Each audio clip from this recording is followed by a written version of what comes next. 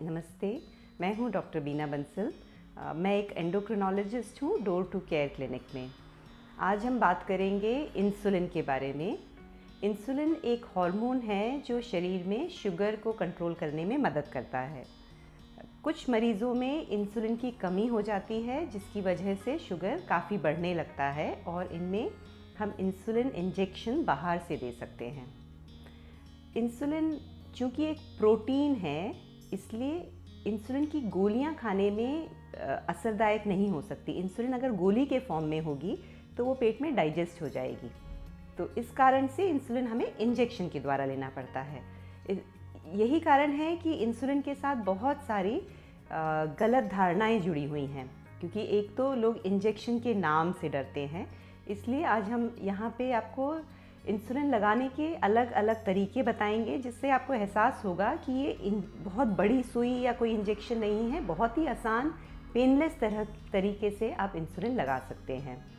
दूसरी भ्रांति लोगों के दिमाग में ऐसी जुड़ गई है कि इंसुलिन का मतलब बहुत सीरियस बीमारी हो गई है। इंसुलिन का मतलब डायबिटीज़ बिल्कुल लास्ट स्टेज में पहुंच गई है। किसी भी व्यक्ति को जब हम कहते हैं कि आपको इंसुलिन की ज़रूरत है तो उनका पहला सवाल ये होता है कि इतनी जल्दी क्यों इंसुलिन लगाना है, कोई हमारी लास्ट स्टेज की थोड़ी है। तो इंसुलिन कोई लास्ट स्टेज की दवा नहीं है, ये किसी भी स्टेज में यूज़ हो सकती है। आपके डॉक्टर तय करेंगे कि आपको इस वक्त इंसुलिन की ज़रूरत है कि नहीं। ये एक इफ़ेक्टिव दवा है। हमारे पास 12 तरह की डायबिटीज़ की दवाइयाँ हैं, जिसमें इसका भी एक इम्पॉर्टेंट स्टेटस है। और अगर आपको इंसुलिन की ज़रूरत बतलाई गई है तो बिल्कुल ना झिझके, क्योंकि इंसुलिन से कोई लॉन्ग टर्म साइड इफ़ेक्ट्स नहीं होते। ये किसी भी ऑर्गन में डैमेज नहीं करती, बल्कि ये आपके ऑर्गन्स को बचाने में मदद करेगी। तो इंसुलिन बहुत सालों से हमारे पास है। 1922 में पहली बार इंसुलिन की डिस्कवरी हुई थी। तब से अब तक इंसुलिन में बहुत सारा विकास हो चुका है। हमारे पास बहुत डिफरेंट तरह की इंसुलिन अवेलेबल हैं। तो सबसे पहले मैं आपको इंसुलिन किस किस तरह के होते हैं ये बतलाने जा रही हूँ। इंसुलिन अलग अलग प्रकार के होते हैं, डिपेंडिंग ऑन कि उनका ड्यूरेशन ऑफ एक्शन कितना है, उसका असर कितनी देर में आता है और कितनी देर तक रहता है। इंसुलिन हम ऐसी जगहों पे यूजुअली लगाते हैं जहाँ चिकनाई होती है, जैसे पेट में और पैर में। इंसुलिन इंजेक्ट करने के बाद वो स्किन के नीचे वाले टिश्यू में जमा हो जाती है और वहाँ से धीरे धीरे रिलीज़ होती है। रेगुलर इंसुलिन आधे घंटे में रिलीज़ होना शुरू होती है। उसका असर 2.5 से 3 घंटे में तेज़ आता है और 4 से 6 घंटे में ख़त्म हो जाता है। तो ये है रेगुलर इंसुलिन। ये अलग अलग नाम से आती है, जैसे कि human insulin R, Lupin insulin R. बहुत सारे अलग अलग कंपनीज अलग अलग ब्रांड से रेगुलर इंसुलिन बनाते हैं। पिछले 10 साल में बहुत सारे नए इंसुलिन, डिज़ाइनर इंसुलिन आए हैं। जब हम खाना खाते हैं इसका असर थोड़ी देर से शुरू होता है, तो इस बात की ज़रूरत महसूस हुई कि थोड़ा और रैपिड एक्टिंग इंसुलिन चाहिए, जिसका असर थोड़ी जल्दी शुरू हो और उसका पीक थोड़ा जल्दी हो। क्योंकि खाने के बाद आपकी शुगर 2 घंटे में मैक्सिमम होती है। अगर इंसुलिन का असर 2.5-3 घंटे में आ रहा है तो कभी कभी इमीडिएटली खाने के बाद शुगर बढ़ती है और बाद में जब खाने का असर हो रहा होता है तो शुगर कम होने का डर रहता है। तो इस परेशानी को ओवरकम करने के लिए रैपिड एक्टिंग इंसुलिन मार्केट में आए। रैपिड एक्टिंग इंसुलिन का असर 5 मिनट में शुरू हो जाता है। तो अगर आप रैपिड एक्टिंग इंसुलिन लगा रहे हैं, जैसे कि लिस्प्रो इंसुलिन या एस्पार्ट इंसुलिन, जो ह्यूमोलॉग या नोवो रैपिड या एपिड्रा के नाम से आते हैं, तो आपको खाने के आधे घंटे पहले नहीं लगाने की ज़रूरत, ये आप 5 मिनट पहले लगा सकते हैं। इनका मैक्सिमम असर 2 घंटे में आता है और 4 घंटे में असर ख़त्म हो जाता है। तो इनका एक्शन खाने के साथ ज़्यादा मैच करता है। आजकल एक और नई इंसुलिन आई है जो अल्ट्रा फास्ट एक्टिंग है, जिसका नाम है फियास्ट। ये और तुरंत काम करती है, खाने से आप तुरंत पहले लगा सकते हैं। इसका एक्शन जल्दी और शुरू होता है और जल्दी ख़त्म होता है। तो इस तरह से हम खाने से जो शुगर बढ़ती है उसको शॉर्ट एक्टिंग, रैपिड एक्टिंग या फियास्ट के द्वारा कंट्रोल कर सकते हैं। इन इंसुलिन का एक्शन आप ऐसा समझ सकते हैं कि ये खरगोश जैसे काम करते हैं। ये बहुत जल्दी जल्दी कूदते हैं, तेज़ी से इनका एक्शन आता है, लेकिन जल्दी ख़त्म भी हो जाता है। तो ये हुई शॉर्ट एक्टिंग या रैपिड एक्टिंग इंसुलिन के बारे में। इसके अलावा जब हम खाना नहीं खाते हैं तब भी हमारे शरीर में लिवर से ग्लूकोज निकलता रहता है, क्योंकि हमें पूरे वक्त एनर्जी की ज़रूरत है और उसका सही से इस्तेमाल करने के लिए हमें दिन भर एक थोड़ी सी मात्रा में इंसुलिन चाहिए। इसके लिए हम इंटरमीडिएट या लॉन्ग एक्टिंग इंसुलिन का प्रयोग करते हैं। इंटरमीडिएट इंसुलिन बहुत सालों से हमारे पास है, आजकल उनका उपयोग कम होता है, मेनली हम लॉन्ग एक्टिंग इंसुलिन पे आ गए हैं। तो इंटरमीडिएट इंसुलिन का असर 6 घंटे में मैक्सिमम आता है और 12 घंटे तक रहता है, जैसे कि ह्यूमन इंसुलिन एन, या आप अगर प्री मिक्स्ड इंसुलिन लगा रहे हैं 30-70 या 25-75, उसमें भी इंटरमीडिएट इंसुलिन मिला होता है। उसके अलावा लॉन्ग एक्टिंग इंसुलिन जो हमारे पास हैं, उनका असर 24 घंटे रहता है और कोई पीक नहीं होता, वो पीकलेस होते हैं। मैंने आपको बताया इंटरमीडिएट इंसुलिन का असर 6 घंटे में तेज़ होता है। अब ये वाली इंसुलिन अगर हमने खाने के पहले लगाई तो इसका असर बीच रात में कहीं जाके 1-2 बजे होता है। तो अगर आप इंटरमीडिएट इंसुलिन लगा रहे हैं तो रात में शुगर लो होने का डर रहता है और सुबह तक इसका असर ख़त्म होने लगता है, क्योंकि इनका एक जैसा प्रोफाइल नहीं होता।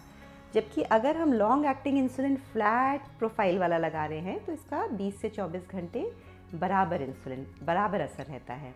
हमारे पास 2 लॉन्ग एक्टिंग इंसुलिन हैं जो ग्लार्जिन के नाम से आती है। अलग अलग कंपनीज इसको अलग अलग ब्रांड नेम से बेचते हैं, जैसे कि लैंटस, ग्लैरिटस, बेसिलॉग। इसके अलावा एक डेटिमिर करके है इंसुलिन जो लेविमिर के नाम से आती है। तो शॉर्ट एक्टिंग और रैपिड एक्टिंग इंसुलिन का प्रयोग हम खाना खाने से पहले करते हैं और खाने के बाद जो शुगर बढ़ती है ये उसको कंट्रोल करने में मदद करती है। जब हम खाना नहीं खा रहे हैं तो भी लिवर से शुगर निकलती रहती है, जैसे रात भर, और आप सुबह सुबह अगर उठें और उस समय अगर कोई भी इंसुलिन ब्लड में नहीं होगी तो शुगर बहुत हाई चली जाएगी। इसके लिए हमें एक दिन भर काम करने वाली स्लो इंसुलिन चाहिए, एक कछुए जैसी इंसुलिन हमें चाहिए। कछुए जैसी हमारे पास 3 तरह के इंसुलिन हैं, इनको हम लॉन्ग एक्टिंग इंसुलिन कहते हैं। ग्लार्जिन, डेटिमिर, इनका असर 24 घंटे रहता है। और अब एक अल्ट्रा लॉन्ग एक्टिंग इंसुलिन आ गए हैं, जैसे कि डिग्लूडेग और टूजियो, जो ट्रेसिबा के नाम से और टूजियो के नाम से आती हैं। इन इंसुलिन का असर 36 घंटे तक रहता है। ये इंसुलिन दिन में अगर आप एक बार लगाते हैं तो दिन भर ये शुगर कंट्रोल करने में मदद करती है। इस तरह से हम अलग अलग समय शुगर कंट्रोल में रख सकते हैं। आप जब शुगर चेक करेंगे तो आप अंदाज़ा लगा सकेंगे कि आपको कितनी इंसुलिन किस समय लगानी है। इंसुलिन लगाने के हमारे पास 3 तरीके हैं। हम सिरिंज और वाइल के द्वारा इंसुलिन लगा सकते हैं। इंसुलिन लगाने के लिए पेन आते हैं और पंप के द्वारा भी इंसुलिन डिलीवर हो सकती है। अगर आप सिरिंज से इंसुलिन लगा रहे हैं तो आपको एक इम्पॉर्टेंट जानकारी मालूम होनी है, वो ये कि आपकी इंसुलिन कितने कॉन्सेंट्रेशन की है। अगर उसमें 1 ml में 40 यूनिट्स है तो हम उसे कहते हैं 40U इंसुलिन। अगर उसमें 1 ml में 100 यूनिट है तो उसे हम कहते हैं 100U इंसुलिन। 40U इंसुलिन लाल सिरिंज या 40U सिरिंज से लगाई जाती है। 100U इंसुलिन ऑरेंज सिरिंज या 100U सिरिंज से लगाई जाती है। ये ज़रूर चेक कर लें। हमारे पास इस वक्त कार्ट्रेज है जो 100U है, इसके लिए हम 100U सिरिंज इस्तेमाल करेंगे। ये सिरिंज का नीडल कैप है। अगर हमें 10 यूनिट इंसुलिन लगानी है तो सबसे पहले हम सिरिंज में 10 यूनिट हवा लेंगे और उसको वॉइल के अंदर इंजेक्ट करेंगे और फिर वॉइल उल्टा करके हम धीरे धीरे इसमें 10 यूनिट इंसुलिन ले लेंगे।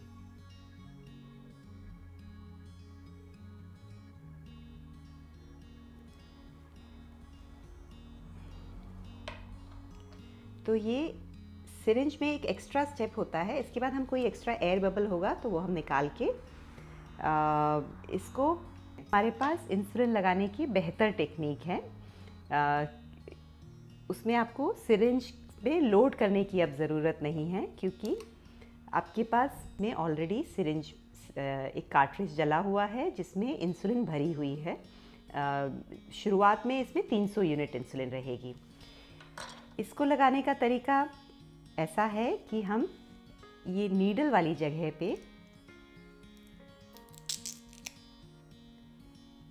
एक नीडल ऐसे रोटेट करके फिट करेंगे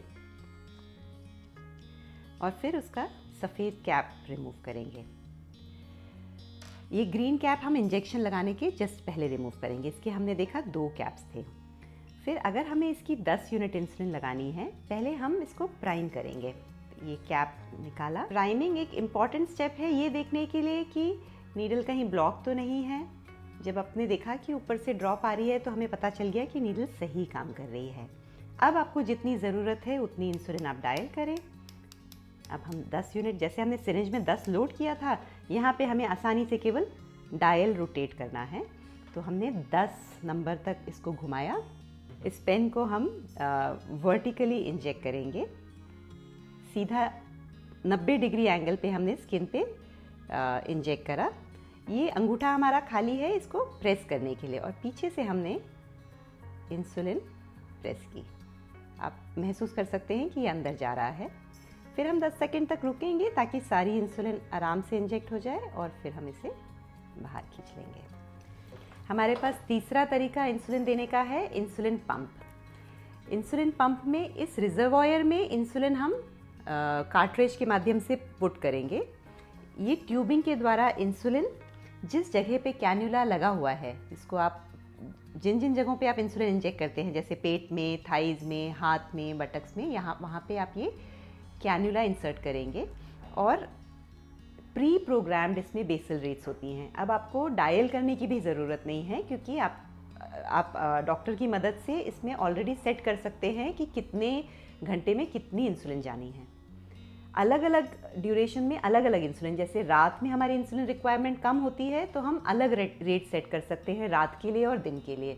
इससे शुगर कंट्रोल काफ़ी बेहतर होता है, क्योंकि हमारा ज़्यादा कंट्रोल है कि कितनी इंसुलिन बॉडी में जा रही है।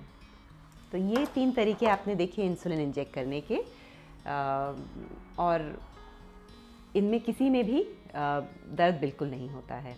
आज हमने जाना इंसुलिन कितने तरह के होते हैं और किस किस तरह से हम इंसुलिन इंजेक्ट कर सकते हैं। हमने ये भी देखा कि हम इंसुलिन किन किन जगहों पे इंजेक्ट कर सकते हैं। कुछ इम्पॉर्टेंट प्रिकॉशंस। इंसुलिन एक प्रोटीन हार्मोन है, इसलिए ये टेम्परेचर से, ज़्यादा हिलाने से, फ्रीजिंग से ख़राब हो सकती है। इंसुलिन खरीदते वक्त, स्टोर करते वक्त, लगाते वक्त कुछ सावधानियां बरतना बहुत ज़रूरी है। इंसुलिन आप अच्छे स्टोर से ख़रीदें, जहां आपको इस बात का भरोसा है कि उनका रेफ्रिजरेटर अच्छी क्वालिटी का है, क्योंकि अगर रात में रेफ्रिजरेटर बंद हो रहा है तो इंसुलिन ख़राब हो जाएगी। इंसुलिन खरीदते वक्त नाम ध्यान से चेक करें कि जो डॉक्टर ने लिखी है और जो आप इंसुलिन खरीद रहे हैं उसके नाम में कोई अंतर तो नहीं है। कभी कभी सिमिलर लुकिंग नेम से कन्फ्यूजन होता है, जैसे Humalog mix, Novo Rapid, Novo Mix, ये अलग अलग इंसुलिन है, इसलिए नाम ध्यान से पढ़ के ख़रीदें। तीसरी चीज़, एक्सपायरी डेट ज़रूर देख लें। इंसुलिन का यूजुअली 1 से 2 साल का एक्सपायरी रहता है, तो एक्सपायरी डेट के बाद इंसुलिन ना यूज़ करें, क्योंकि उसकी काम करने की क्षमता कम हो जाती है। जब आप ख़रीद के इंसुलिन घर पे ला रहे हैं, उसको रेफ्रिजरेटर में ही स्टोर करें, जो अनयूज्ड इंसुलिन है। रेफ्रिजरेटर में ऐसी जगह पे स्टोर करना है जहाँ टेम्परेचर 2 से 8 डिग्री के बीच में है, यानी यूजुअली फ्रिज के डोर में। अगर आपका रेफ्रिजरेटर अच्छा है तो फ्रिज का डोर सही जगह है इंसुलिन स्टोर करने के लिए। उसको फ्रीज़र में ना रखें या फ्रीज़र के पास भी ना रखें, फ्रीज़र के नीचे वाली ट्रे पे भी ना रखें, क्योंकि उधर टेम्परेचर ज़्यादा लो होने का डर है और इंसुलिन फ्रीज़ होके ख़राब हो सकती है। अलग अलग इंसुलिन की शेल्फ कैपेसिटी अलग अलग है। ज़्यादातर इंसुलिन जब आप उसको ओपन कर लेते हैं और लगाना शुरू कर देते हैं तो 28 से 30 दिन तक काम करती हैं, अगर आपने उसको 25 डिग्री के नीचे रखा है। इंसुलिन हमेशा रेफ्रिजरेट करने की इसलिए ज़रूरत नहीं है। तो जैसे कि ये लॉन्ग एक्टिंग इंसुलिन हमने बताया, इसको आप इस्तेमाल अगर कर रहे हैं तो जब गर्मी का मौसम नहीं है, जैसे जब 25 से 30 डिग्री टेम्परेचर से कम है टेम्परेचर, तो आप इसे रूम टेम्परेचर भी रख सकते हैं। लेकिन गर्मियों में बेहतर है कि हम इसे रेफ्रिजरेटर में ही स्टोर करें। 28 से 30 दिन के बाद इंसुलिन की एफिशिएंसी कम होने लगती है, तो उस बात का ज़रूर ध्यान रखें। इंसुलिन आप लगाते हैं, कितनी मात्रा लगानी है यूजुअली आपके प्रिस्क्रिप्शन में लिखा होता है, लेकिन इसके अलावा भी आपको खुद इंसुलिन डोज एडजस्ट करना जानना ज़रूरी है, क्योंकि इंसुलिन बहुत सारे चीज़ों से इंसुलिन की रिक्वायरमेंट बदल सकती है। जैसे कि शुगर आपकी किस तरह से चल रही है, एक शुगर चार्ट ज़रूर घर में बनाएं देखने के लिए कि आपकी डोज जो है वो सही काम कर रही है कि नहीं काम कर रही है। अगर आप खाने में चेंजेस करते हैं, खाने में कार्बोहाइड्रेट की मात्रा बदलते हैं, उसके हिसाब से इंसुलिन की रिक्वायरमेंट चेंज हो जाती है। तो अगर आपका खाने का रोज़ के रोज़ चेंज हो रहा है, आप 1 रोटी की जगह 2 रोटी खा रहे हैं, तो हो सकता है आप इंसुलिन की मात्रा आपको एडजस्ट करनी पड़े। टाइप 1 डायबिटीज़ वाले मरीज़ों में, जो मरीज़ इंसुलिन पंप में है, पंप से इंसुलिन लेते हैं, वो कार्बोहाइड्रेट काउंटिंग करके इंसुलिन डोज एडजस्ट करना सीख सकते हैं, जो डिटेल में हम अगले वीडियो में आपको एक्सप्लेन करेंगे। इसके अलावा अगर आप अनप्लान्ड एक्सरसाइज कर रहे हैं, आज रोज़ अगर आप सुबह वॉक करने जाते हैं वो ठीक है, आज आप वॉक करने की जगह साथ साथ अगर समझ लीजिए कहीं बाहर घूमने चले गए हैं, मॉल में 1 घंटा टहल रहे हैं, तो एक्सरसाइज की वजह से, ज़्यादा चलने की वजह से, ज़्यादा खेलने की वजह से या दौड़ने की वजह से मसल्स बहुत सारा ग्लूकोज ले लेते हैं और शुगर बहुत लो हो सकती है। ऐसे केस में आपको इंसुलिन की डोज कम करनी पड़ेगी, नहीं तो शुगर ज़्यादा लो हो जाएगी, जिसको हम हाइपोग्लाइसीमिया कहते हैं। आप अगर शुगर अलग अलग समय का चेक करके चार्ट बना रहे हैं, ये बहुत ज़रूरी है इंसुलिन वाले मरीज़ों के लिए कि वो शुगर का एक लिखित चार्ट बनाएं।